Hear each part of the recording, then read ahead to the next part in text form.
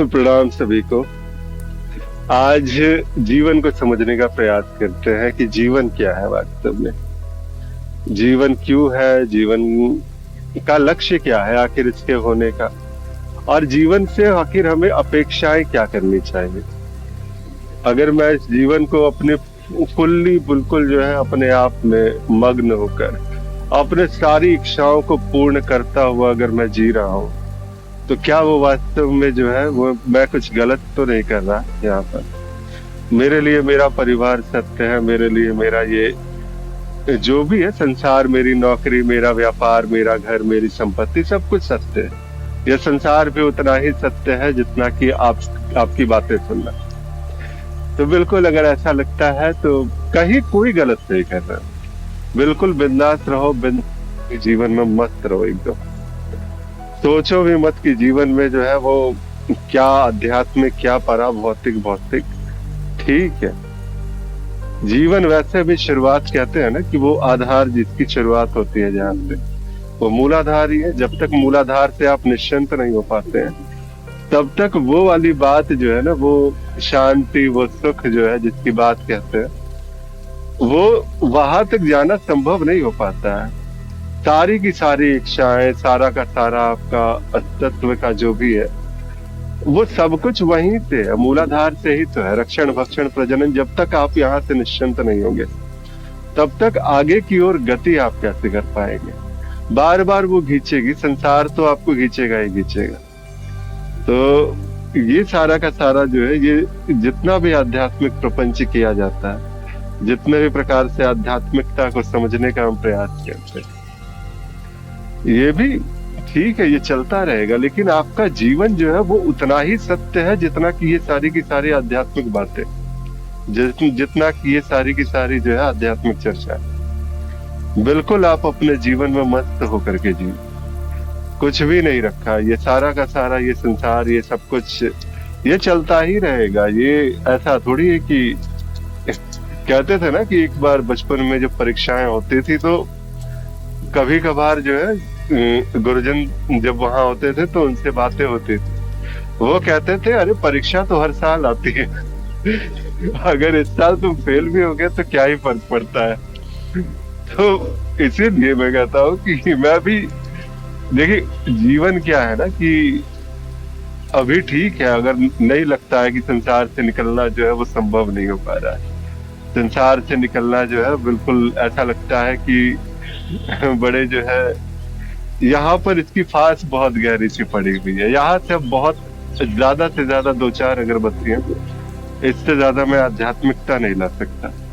क्या जो है वैसे में कोई उपाय है कि नहीं, क्या ऐसे में जो है वो आगे बढ़ा जा सकता है कि नहीं जा सकता। देखिए, ये प्रश्न अगर जब तक नहीं आ रहा है, जब तक आपके लिए संसार सत्य लग रहा है और आध्यात्मिकता ये दो चार अगरबत्तियां भी एक कार्य लग रहा है, तो अभी बस इतना जानिए कि चारवाक दर्शन को फॉलो कीजिए और जिंदगी को बिंदास जिए।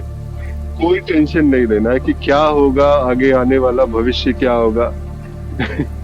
चारवाक का वो जो दर्शन है ना, बड़ा प्यारा दर्शन जिसको कहते हैं कि इसमें एक श्लोक आता है, पित्वा पित्वा पुनः पित्वा यावत पतित भूतले उत्थाय च पुनः पित्वा पुनर्जन्म न विद्यते। जब ये बात होती है तो इसका मतलब क्या है कि पित्वा पित्वा पुनः पित्वा, पियो पियो और पियो जब तक तुम भूमि पर पी कर गिर न जाओ, और फिर जो है जब तुम होश में आओ फिर उठो फिर पियो शराब, क्योंकि पुनर्जन्म नाम की कोई चीज होती ही नहीं है। तो ये जो दर्शन है ना, ये बिल्कुल वही चीज है कि आपका जो जीवन चल रहा है, जो कुछ भी है, अगर आपके लिए इस संसार की माया से निकल पाना मुश्किल सा हो रहा है, या तो एक सबसे बड़ी चीज होती है कि थोड़ी सी हिम्मत करके अपनी जो जीवन की डोर है वो किसी गुरु के हाथ में दे दी जाए। वो गुरु जो है वो खींच लेंगे, वो उन पर बिल्कुल आप, अगर वो गुरु सदगुरुदेव हैं तो बिल्कुल इतना जानिए कि वो आपको खींचेंगे ही खींचेंगे वहां से। आप चाहे जितना भी रो ले, चिल्ला ले, अपनी जो है अलग अलग बातें बना ले, वो सब कुछ करते हुए आपको वहां से निकालेंगे ही निकालेंगे।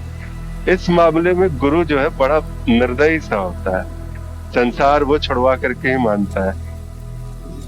और अगर जो है आपके लिए लगता है कि ऐसा अभी किसी भी प्रकार से इस संसार की माया से जो है मैं गुरु के चक्करों में भी नहीं पड़ना चाहता, ये भी बड़ा जो है वो गहरा सा चक्कर है, तो फिर ऐसी स्थिति में क्या किया जाए? तो ऐसी स्थिति में बस जीवन को जो है आनंद पूर्वक जिए। इच्छाएं हैं तो इच्छाओं को पूर्ण कर लीजिए, जो भी इच्छाएं आती हैं बिल्कुल बेफिक्र होकर के पूर्ण कीजिए। जब आपकी इच्छाएं पूर्ण होंगी, आपने जीवन को अपने जो है मुहाने तक जा करके अगर आपने जिया है, कहीं उसमें किसी प्रकार की कोई शंका नहीं है, कहीं कोई रिग्रेट्स नहीं है, ये अपने अतीत को देख करके आपको जो है कोई ऐसा लगता नहीं है कि मैंने कुछ गलत सा कर दिया है। दुख का कारण नहीं होना चाहिए। अगर इच्छा पूर्ति हो रही तो कम से कम तो इतना तो सुख हो कि हाँ मेरी जो है इच्छाएं पूर्ण हुई, अब मैं आनंदित हूं। जो होगा तो देखा जाएगा। अगर आप इस भाव में है, इस जो है तरीके से आपने जीवन को जिया है, तो बिल्कुल निश्चिंत मानिए कि आपने एक जो है मतलब जिसको कहते हैं ना 1% भी आपने कुछ गलत नहीं किया। आपका जीवन का इस जन्म का जो उद्देश्य था वो वास्तव में यही था। ढूंढ रहे थे ना कि मेरा लक्ष्य क्या है, तो आपका लक्ष्य जो है बिल्कुल यही है। अगर आपने जीवन में आध्यात्मिकता को धारण किया है, तो अब जो गुरु आप या गुरु को स्वीकार किया है, तो गुरु जो आपको लक्ष्य दे रहे हैं वही आपके लिए लक्ष्य है, और वही आपके लिए जो है एक अंतिम बात भी है। तो जब तक आपने गुरु को नहीं स्वीकारा है, जब तक आपने किसी आध्यात्मिक मार्ग को नहीं स्वीकारा है, तब तक जो है जीवन और दैनिक जो क्रियाकलाप चलते हैं, वहां पर जो आपके लिए लक्ष्य है बस वही लक्ष्य है। बहुत तो बहुत आध्यात्मिक के लिए क्या प्रयास किया जाए कि आगे आने वाले जन्मों में मनुष्य शरीर ही मिले, कोई पशु या फिर निकृष्ट योनियां ना मिल जाए। ज्यादा भय तो यही लगता है ना कि कोई निकृष्ट योनियां ना मिल जाए। अगर मृत्यु के बाद जो है अगर कोई ऐसी संभावना बनी तो सिर्फ अपने अंदर जो है एक आध्यात्मिक वृत्ति को जगाना, एक इच्छा जो है जो ठीक है कहीं कुछ भी नहीं थी, लेकिन मैं एक इच्छा जो है पैदा कर लेता हूँ कि इस जन्म में तो मेरे से होने से रहा ये सारा का सारा आध्यात्मिक प्रपंच, लेकिन आने वाले जन्मों में मेरा लक्ष्य यही होगा कि मैं जो है उस अध्यात्म की पराकाष्ठा को पहुंचूंगा। ये जो है भाव, ये विचार कि अगले जन्म वाला, इसके लिए करना क्या होगा? इसके लिए सो जाने से नहीं होगा। इसके लिए भी जीवन में थोड़ा बहुत आध्यात्मिक क्रियाकलाप वो करते रहिए। थोड़े बहुत जो कहते हैं ना भक्ति मार्गी जो है वो नाम जप वगैरह, वो सारा चलता रहे धीरे धीरे खुद ब खुद जो है, क्योंकि संस्कार जब आपके पड़ते हैं, संस्कार भी एक प्रकार से कहते हैं ना कि बचपन में कभी कोई घाव हुआ होगा लेकिन उसके निशान अभी तक रह गए, तो ये निशान रह जाते हैं। जब जब आप कोई राम नाम का जप करते हैं, कृष्ण को पुकारते हैं, शिव को पुकारते हैं, तो ये सारा का सारा नाम, ये सारा का सारा ये जो आध्यात्मिक जो चेष्टाएं थी आपकी, वो एक संस्कार की भांति आप पर छप जाती है। और जब ये संस्कार की भांति छपती है तो बिल्कुल फिर ये अगले जन्म में जो है फिर आपको मनुष्य शरीर प्रदान कराएगी। और यही से, और सबसे इजी तरीका क्या है कि गुरु को पकड़ लीजिए। गुरु आप में जो है वो सारी की सारी बातें खुद ही डाल देगा। क्यों व्यर्थ की जो है चिंताओं में पड़ना। एक गुरु का सानिध्य पा लीजिए, जीवन का जो लक्ष्य है वो आपका पूर्ण होगा। जो भी गुरु आपको पसंद है, जो भी मार्ग आपको पसंद है, वहां पर, और वो जो लक्ष्य जो आपका जीवन का होगा, जब वो वहां पर पूर्ण होगा, तो इसके बाद फिर मृत्यु की चिंता छोड़िए, क्योंकि मृत्यु जब आनी है तब आएगी आएगी। और जो उसके बाद जो शरीर मिल रहा है वो इतना है कि निकृष्ट योनियों में जाना नहीं पड़ेगा।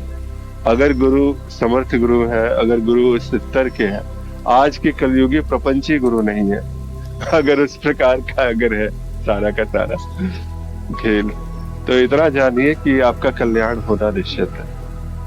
यहाँ से वो स्वतः जो है आपके लिए एक ऐसी व्यवस्था कर लेंगे कि इस जीवन से जो आपकी जो उन्नति का मार्ग है, अगर इस जीवन में ना भी हो पाई तो लेकिन इतना आने वाले कम से कम जन्मों में आपकी जो काम है वो काम आपका बन जाएगा। वो जो उन्नति वाली बात है, वो प्रगति आपकी होनी ही है और वो तेज हो जाएगी। जो आपके जीवन का लक्ष्य है वो आपको प्राप्त हो जाएगा, बस इतना कहा जा सकता है। तो इसीलिए सिर्फ ऐसी आशा के साथ कि अब आप अपने जीवन में आगे बढ़े, महानतम लक्ष्यों को प्राप्त करें, आध्यात्मिकता में उतरे और इस जीवन को ज्यादा समझने का प्रयास मत कीजिए। जीवन जीने की चीज है, समझने की चीज नहीं है। अंत में बस इतना ही कहना चाहूंगा। अब इसको आध्यात्मिक तरीके से जीना है, ये आपका निर्णय। इसको सांसारिक गतिविधियों में लिप्त करके जीना है, ये आपका निर्णय। जो भी है, ये जीवन आपका है, निश्चय आप करें। और इससे निकलने के लिए बस एक ही मार्ग है, गुरु का आश्रय, सिर्फ और सिर्फ यही। तो फिर मिलते हैं कल किसी नए विषय के साथ। तब तक के लिए प्रणाम, नमस्कार, बहुत बहुत आभार।